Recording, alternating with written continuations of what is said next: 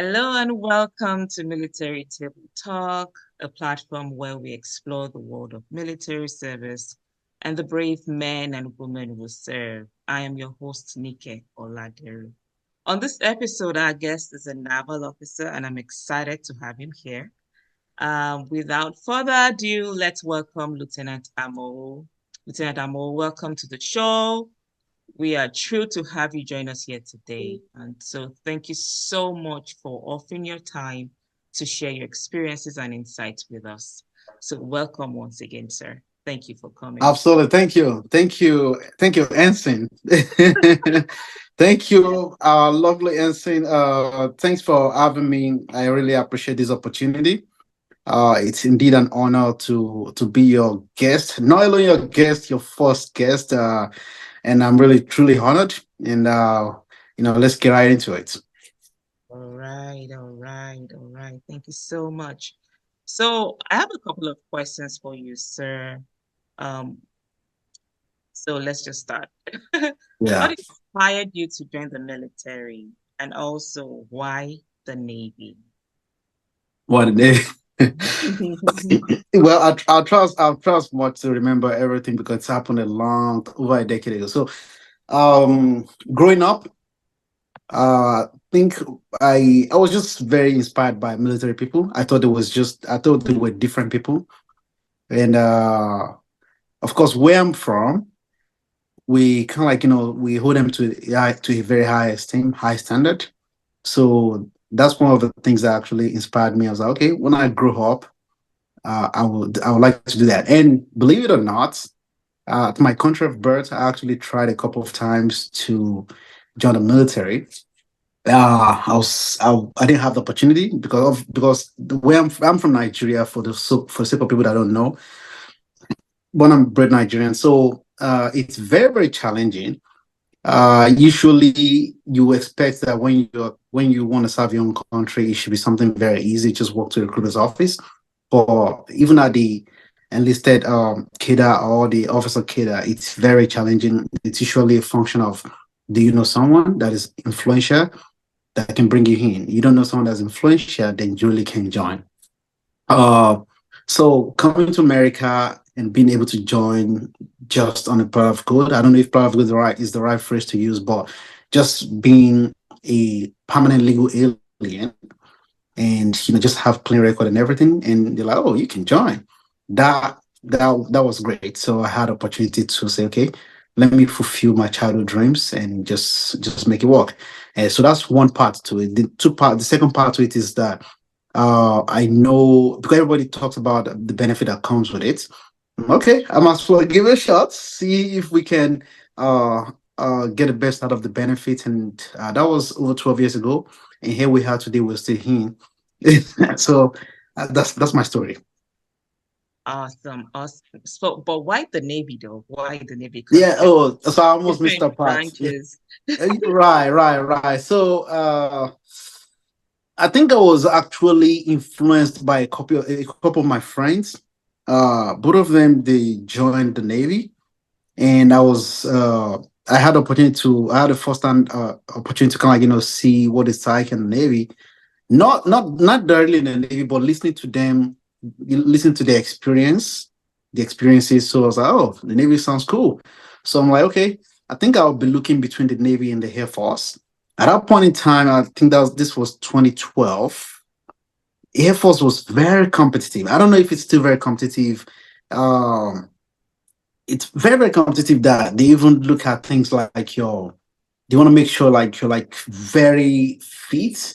So they really didn't have any leeway whereby they can say, oh, your weight is not too bad. Okay, let's give you a waiver. They did not have that. It was very, very challenging to join the Air Force. So the Army, I don't know why. I was not even thinking about the Army. I don't know why. So it was almost like I had the Air Force and the Navy. Obviously, I already had friends that went through the Navy. They're already in the Navy. They're already sailors. So all I had to do was just kind of like ask them for stand questions about their accounts. Like, oh, this Navy does not sound bad. Even though I couldn't swim, I'm like, okay, let me give it a shot. And here we are. Okay, okay. I know that our journeys, both of us, is a little similar in the sense that prior enlisted and now Hmm. commissioned. Yeah, Can you just say a little bit about what your experience was before you commissioned, when you just came in compared to now that you're commissioned, the kind of trainings that you've been through, yeah, and just yeah, kind of on a high level, or if you want to go deep, yeah, that's fine, how you yeah. compare both. Well, as you are aware, I was prime enlisted for 6 years before I commissioned. So, as an enlisted officer, what your day-to-day life entails is just more or less like you're doing the job that you've been trained to do. Uh, you have people that like infantry, you have people that like electricians, you have people that like mechanics, you have people that like clerical staffs, you have everybody. So for me as an enlisted sailor, I was an electrician's mate. So which means I get to do electrical work on the shipboard or the shore command or whatever it is. So but during my enlisted years, I did not do a lot of that because I was a reservist. So I had a billet in a unit called Japan. I think it was like I think CNFJ. It was like a Japan unit. So essentially, what we're doing is like we're filling up billets for emergency response. That's Mm, my point. So anytime they had maybe some type of hurricane, typhoon, or whatnot in the village over there, then they ship us out to go and support the active duty guys over there. Um, at least that was definitely tough because you get to work a lot. You know, get to put in a lot of hours. But the thing about it is that sometimes you're working extremely hard, and sometimes if there's really nothing to do, you can literally leave work at noon or whatnot because it's almost like that is compensating for the times you've worked very hard. Um, you get to deal with a bunch of different leaderships. Some leadership level, the leasing, they know exactly what the junior sailors are going through, and they try to fix the situation. And some leadership, it's usually a function of mission first. So, and some leadership, they always focus on how it has to be God, family, country. Why some people they just kind of like flip it, they're like, oh, it's God, it's mission, which is country, and family comes first. Even though they won't tell you outrightly, but if you look at what their action purports, then you understand that it's not like you actually come after the mission. So you get to deal with things like that. And as an enlisted sailor, you really don't have a lot of power to change things. So even though there were some things that we did then, they call it command climate survey, but I'm not really sure if those things were very helpful to change how things were being done in the command. But once again, to reiterate what I said, as an enlisted sailor, you really don't have as much power to change your circumstance or to change your situation or your condition. So mm, you're just like at the mercy of your senior enlisted and the officers. So that's pretty much what it is. And what else? Yeah, it was definitely tough. But it kind of like helps you to appreciate whatever you have out of life. Yep. mm, Yep. Yeah. Because you can literally be a rich kid, but uh everybody kind of like gets treated the same way in the military. General speaking, general everybody gets treated the same way.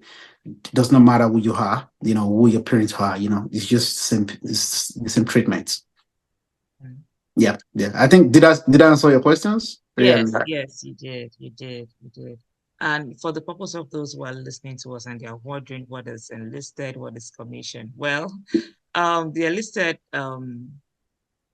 should I say, segment or the enlisted community of the military is the one where you join with a high school diploma, or if you are not a citizen and you have a bachelor's, that's where you go. You can only be a commissioned officer, attain that height of leadership if you are a citizen and you have a bachelor's degree, of course, in an area of interest that the military wants. So, like Elsie said, he did join with his green card, permanent residency, immigration status. So though he had his bachelor's, he could not join as a commissioned officer.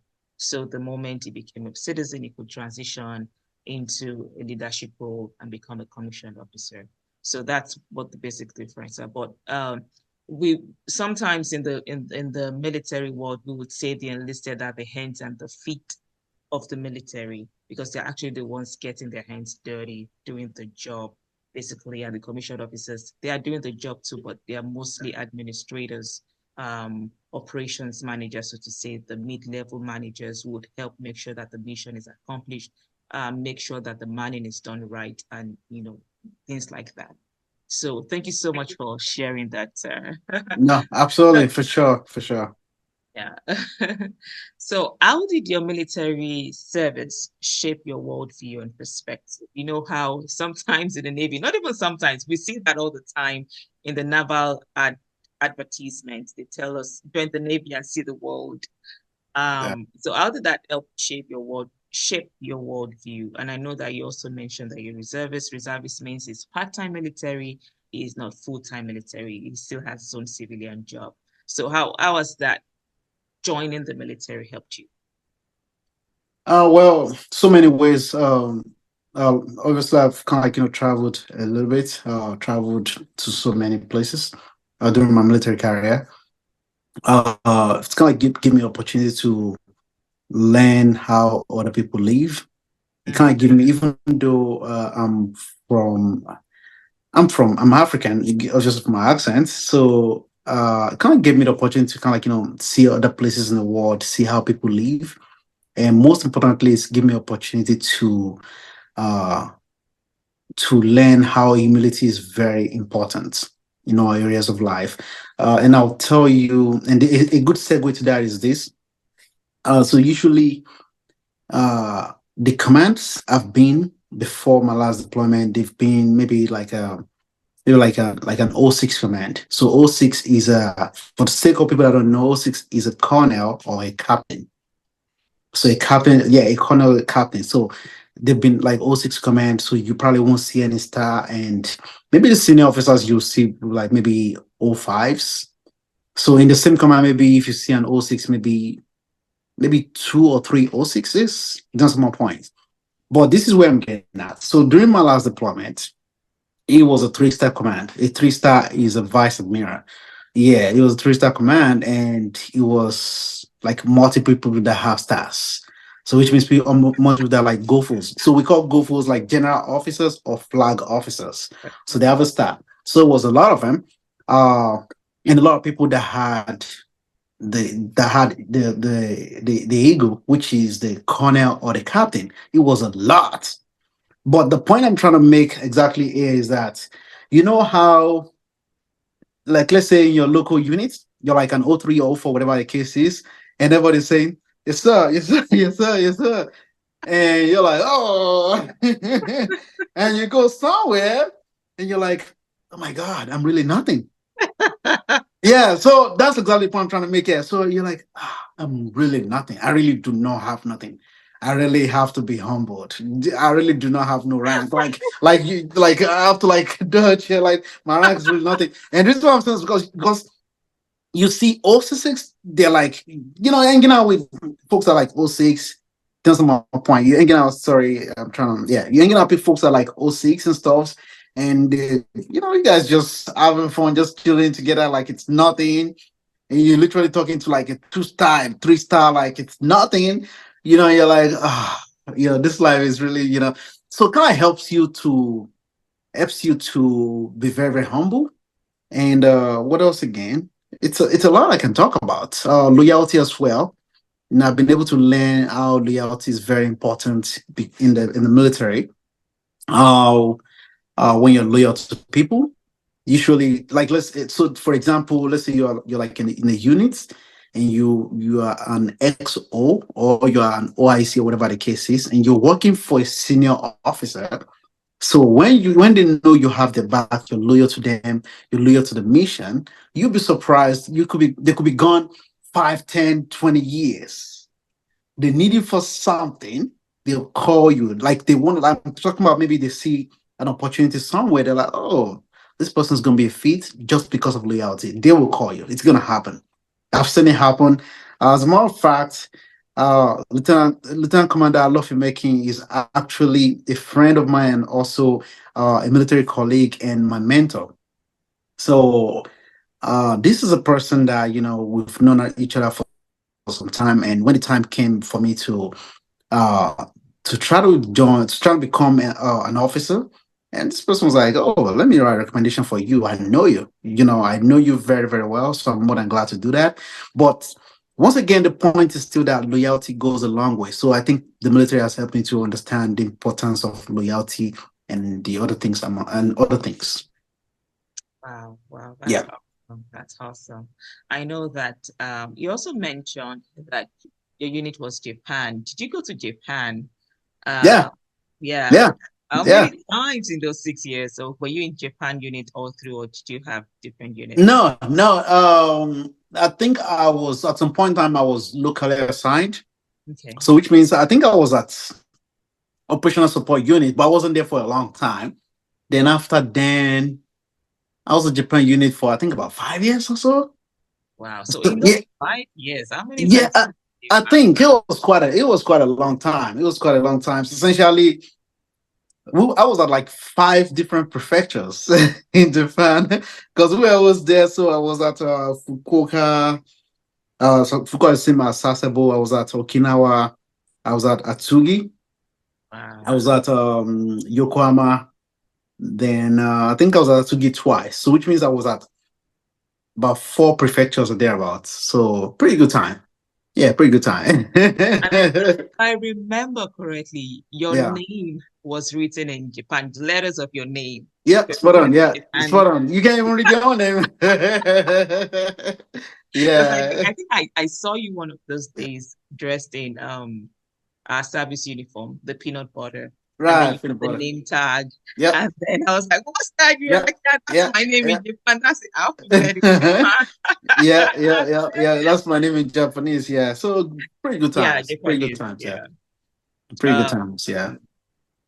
oh my God. Thank you so Yeah. much for sharing that. Yeah. Yeah. I think that was just to me, because I was fairly new then, Yeah. that just what's the right word? That just made me happy to say, yeah, we're gonna join the Navy and see the world. Because your name to be written in Japanese. And I was like, how did they even convert a Nigerian name I into don't know. I don't know.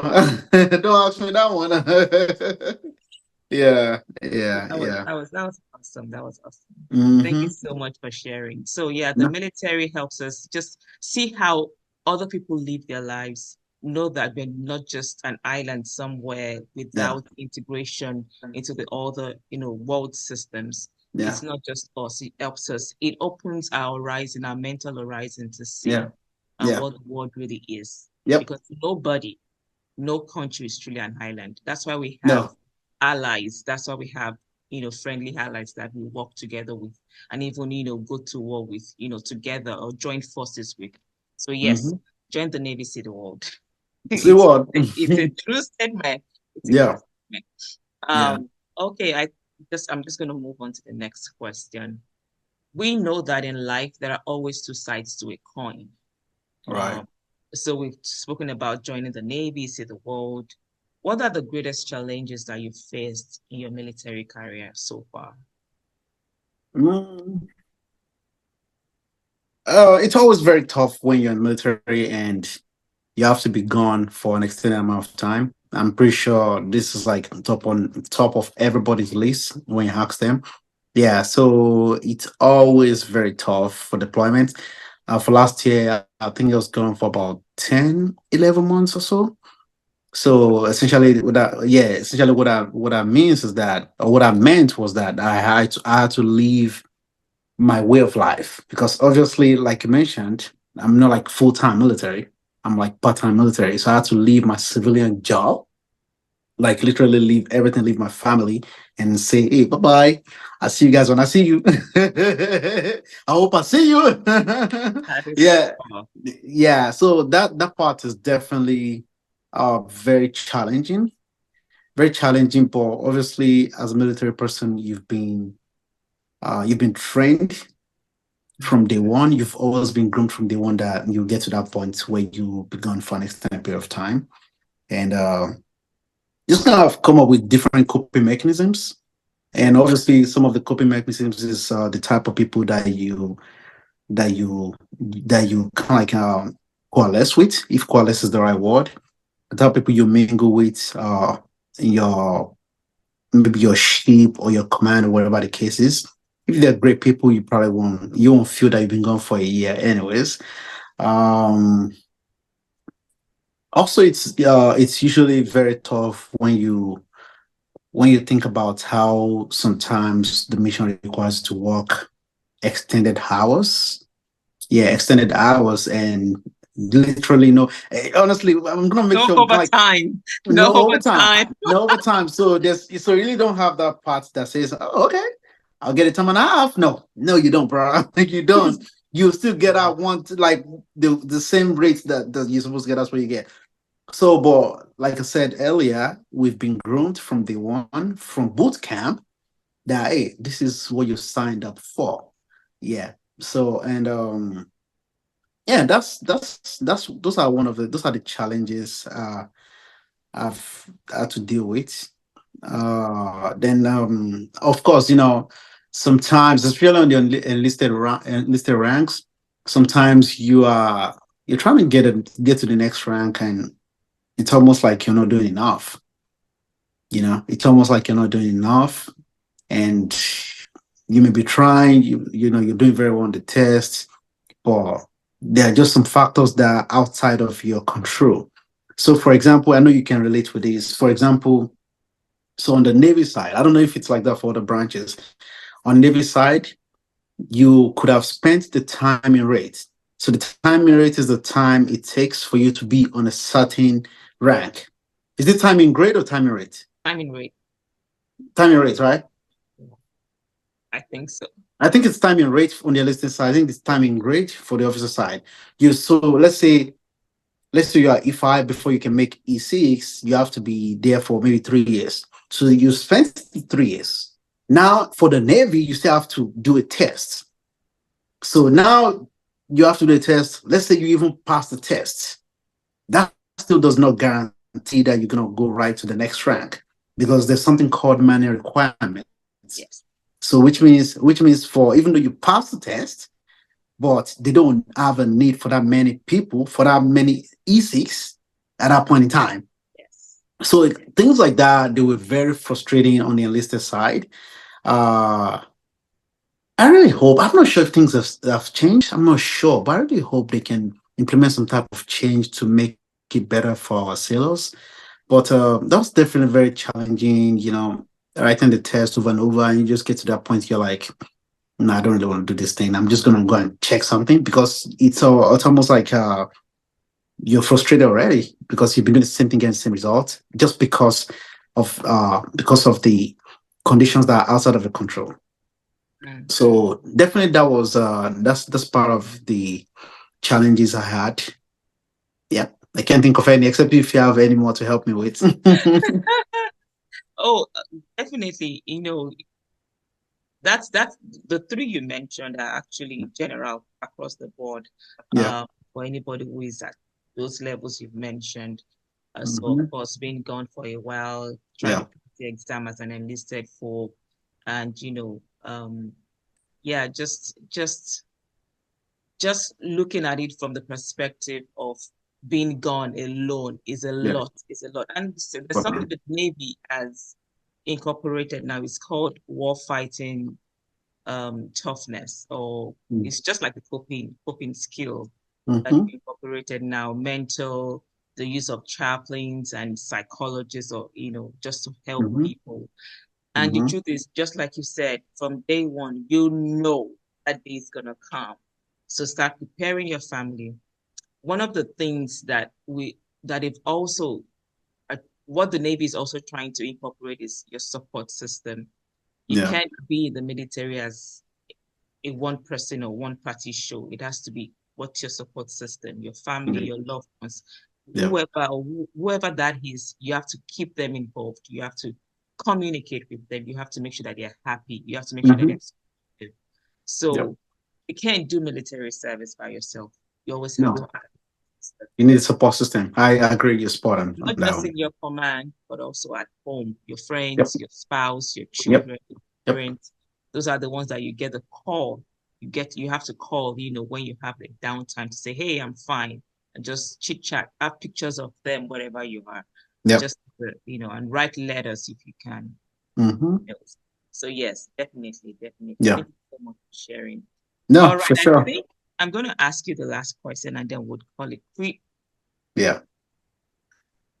We know that in the military, there are diverse skills and trainings. Like you said, you were an electrician mate, a skill that Mm-hmm.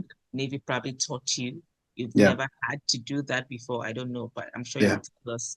So what skills or trainings did you receive from the military that have been most successful in your civilian career? Or Um. if it's not transferable, just tell us about the skill and how Yeah. it's been effective or helpful. Well, I'm gonna talk more about the soft skills, but not precisely about the trade skills or the military occupational type specialty. I won't talk because they're not really very transferable. I'm a real estate broker, so what I do in the military is completely different. So, but I've been able to implement because some of the things we learn by, I don't know, maybe you learn through association, is that you just learn to be very disciplined. I know it's almost like a cliche, but it's not. You know, you just learn that discipline is a thing. That's my point. They obviously, if you are trying to be an employee or a business owner, whatever the case is, discipline is one of the things that kind of set you aside from other people that are not disciplined. Because obviously, when you're disciplined, you can go above and beyond. Uh, a work ethic also it goes a long way. Even though some people they will argue that hard work is not really what makes successful, but if they argue it all they like, but I understand that. But what I believe is that hard work is part of the spices, so to say, that helps you to be successful in life. So that's part of things you learn in the military because you just got to do the job. You have to do the work because you don't do the work, lives could be at stake. People can die. Yes. Yeah, people can die. So the job has to be done. So you definitely develop the hard worker skills or the really gritty work ethic type personality. And what else again? What else again? Oh yeah, yeah, team effort. Kind of reminds me of boot camp. How no matter how smart you are, or no matter how athletic you are, uh, if you're like, you're just like a very well-rounded person, you got everything, but you can't function the team, then you're still not you're not as good, you're not as useful because a concerted effort kind of it's going to take you very far. Actually, it's funny how I'm talking about this right now because I actually made a short video about this today about how um networking and team effort and whatnot goes a long way. So it reminds me of when we're in boot camp. They'll kind of put us in different teams, and they'll kind of give us tasks to be completed. We have a time plan and everything, and you'll see people that we call them individuals, and we call them blue falcons. Yeah, I don't know if you remember. So we call them blue falcons or individuals. So they're like usually the guys that uh they know their stuff, but they don't just know how to function a team. So going through the boot camp is part of things that teaches us on how how to be a team contributor. Know your strengths, your weaknesses, and be able to cite opportunities and threats so you can pass that to your team, and of course your team can thrive. Yeah, because and that's why they kind of talk about how America is so great, just because it's just like a big team. It's like a very big team because they say, oh, America is very diverse. So America is so very successful. And it's still the same thing because everybody have different strengths, different weaknesses. And the same thing we can bring to the scope of a small team, whereby you need to be able to operate in a team or you need a teamwork to go further in life. Absolutely. Absolutely. Thank you so much for sharing. I know that we would always say one team, one fight. If you don't do your job, just like you said, people would die. And that has happened. We've had stories and situations where people actually died because somebody was complacent.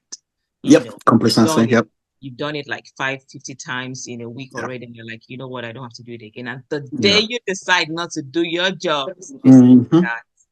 And mm-hmm, that mm-hmm. attitude still sticks with you forever. So Yeah, yes, one team, one fight. yeah. It's not a one man show. That It's everybody's show, and of course discipline, and of course the Navy's core values are honor, courage, and commitment. commitment. Yeah, So you can't be committed without being disciplined. They that's go hand correct. in hand. One of the CNOs, I think she calls it the CNO's core attributes in the heart of the Navy. I think that those are the lines. Discipline is one of it. Integrity is one of it. Toughness. Mm-hmm, We mm-hmm, got to do this. It's the mission. We got to do it. mm-hmm. So those are the things that on the civilian side, you might tiptoe around them. But on Yeah. the Navy side, you have no choice. You just got to do, you have to have those core attributes. You have to have those core values embedded in Mm-hmm. you to function Spot well. on. Yeah, yeah, So, yes, so I'm so excited that you brought those up. So thank you so much for your time. yeah, I'm going to let you have your last words, whatever you want to talk to us about military career, yeah. your civilian life, whatever. It's your moment Mhm. to shine. Tell us what you want us to know about you, and then we'll be glad to For know. sure. Well, before we talk about me, I think I'm gonna come. I would like to come last. What else? Because you love, yeah, for real. I like to come last. I guess I get that goes to my selfless attributes. Yeah. So, what I'll kind of like tell folks that are watching this is that you should definitely you should I think it's part of the things the it's part of the ethos of the SEAL team about how you should just dare to do what is hard. And they Mhm. say something about how they say, oh, the only easy day was yesterday. So which means if you're thinking, so where I'm getting at is like if you're really thinking about maybe join the military, just just go and talk to someone about it. That's my point. Or send a DM to Ensign Oladeru, send a DM to her. She's gonna guide you. That's my point. Or maybe point you in the right direction. Just just yeah, it. Just do it. Eat the frog. I think no, is it eat the frog? I can't remember very well, but I know seals they kind of have those type of things. So just do it. But what I would say is like just make sure you have some type of mentor. Make sure you have a mentor because usually because I've had cases whereby the recruiters they're not really the recruiters kind of like they stack their own priorities or their own objective or um more or less like they want to meet their own quota and they put Mhm. that over your goals. So which means like for example, let's say you say you want to become something and you say, oh no, you don't have to go there, that sucks, come here. And but in reality it might not be the truth. So that's where mentoring comes in. So if you have a mentor, usually they would want the best for you because they don't have any incentive to lie to you because they're already at a place where you want to be. They don't want to take your job. They don't want to take your shine. So mentoring definitely goes a long way. Mhm. Yeah, it definitely goes a long way. Look for someone that you would like to be like, and if possible, add value to them. Add value to them. Don't make it look like, oh, you owe me this, you gotta give me that. Find a way to add value to them. Maybe if they don't have time to do something, do that for them if you have the time. And of course, that's going to be, they can give you some type of, share some type of experience with you. Yeah, mentorship goes a long way. It's very, very important. I've seen people kind of like, they join the military all in the name of getting the benefits, and they did not understand what it takes to get those benefits and they're there, they're like, oh my God, I don't feel fulfilled. Oh my God, where are the benefits? This is what I wanted. No, you have to do this, that, and the third to get benefits. I don't know if you noticed any of those, even during during our enlisted years, Yes, right? yes, yes, Mm-hmm. yes, yes, Yeah. yes, So I've had people, because as a real estate broker here in Houston, I've had people, maybe they've been in the reserves for maybe a year or two or thereabout, and they say, "Oh, now I want to use my VLO," and I'm like, buddy, you gotta yes, go, yeah, you gotta do 6 years, or you gotta go put in some active duty time to be able yeah, to use it." And I've had people say, "Oh, can I get my job, build this, that, and the top?" I'm like, "Hey, buddy, gotta put in this time." So usually the recruiter, like I said, the recruiter does not really have too much incentive to kind of like, give you all those things. Maybe some recruiter will give you everything, but maybe a recruiter that really wants to meet their quota, maybe they really won't say that much, not to eat on recruiters, but just to kind of like, say that based on the experiences of some people that I've met in the past. So you really want to have a mentor, because usually when you're doing the googling does not really, I don't think it helps as much as uh hearing from the horse's mouth, hearing from someone that's been there before, so they maybe kind of like, guide it. They really do not have any incentive to lie to you, they really don't. And I think those are the things I could think of right now in terms of trying to help future military people to set them up for success. and that's our goal, is to give people information so that they can make informed decisions Mhm. uh, across the branches. I know both of us are naval officers. We also have Mhm. other branches: the Army, Marines, Navy, Air Force, Space Force now. And of Yeah. course, let's give it for the Coast Guard. They are not really military, but we'll give it to them. They're still our brothers and sisters. Um, Mhm. so yes, so that's the goal, so that we can We are make we are Coast Guard. Sorry yeah, to Coast interrupt. Guard. So thank you so much for sharing Yeah, those thoughtful words. for sure, Just shining the light on mentorship. Is there for anything sure. else you'd like to add? I Yeah. know you said So you're a real estate broker. yeah, that's correct. So I'm a real estate broker here in the Houston area. So Houston, uh Texas. Houston, Texas. That's correct. So if you're looking to reach out, just you can find me on IG. Just all you just gotta put is house selling K. House selling K. Just think of a house, selling it, then KAY. So that's how you find me on IG. And you can send me an email. My email address is ade.o.amoo@gmail.com. Once again, my email address is ade period o period amoo at gmail.com. And that's how you can find me. So feel free to reach out if you have any questions or whatnot. I'm always here, and I'm always glad to help people get to wherever they look to get to, if I have the power to help them. Awesome. And we also do well to tag you when we post, a snapshot of this conversation on IG, Facebook, so people can find you. And not only for real estate stuff, but for, whatever questions they have about the military too. I'm sure that, you know, there'll be guidance when it comes to house buying and selling in that area, of course, in the military. And if you, of course, I know Lieutenant Amoo, who I know that he's always there and ready to help. So thank you so much for coming to our very first episode. Yes, man. Thank you. Thank I you. really appreciate you for having me.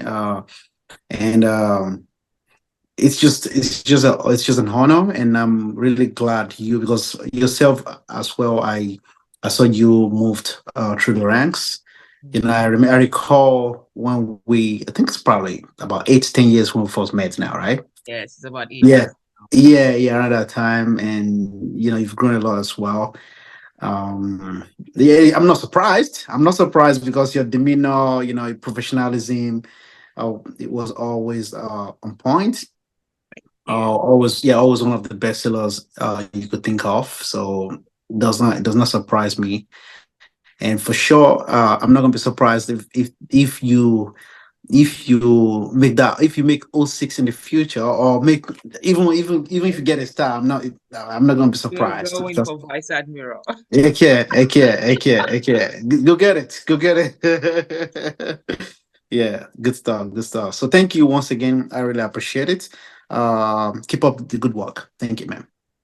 So much. Thank you so much for your time.